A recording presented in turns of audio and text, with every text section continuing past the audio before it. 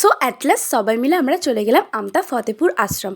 তো এর আগে কে কে আমতা ফতেপুর আশ্রমে গিয়েছো অবশ্যই জানিও, আর গিয়ে কার কার ভালো লেগেছে সেটাও জানিও। তো অনেকটাই সন্ধে হয়ে গেছিলো আমাদের যেতে, তো তাও দেখো অনেকটাই ভিড় ছিল। তো খুব সুন্দর আশ্রমটা, আমার তো খুব ভালো লেগেছে। তোমাদের কার কার, তোমরা এর আগে কে কে গেছো আর কার কার ভালো লেগেছে অবশ্যই জানিও। তো সামনেই দেখো কি সুন্দর বড় বড় দুটো গোলাপ ফুল, আমার তো খুব ভালো লেগেছে, আর প্রত্যেকটা মেয়েরই ভালো লাগে।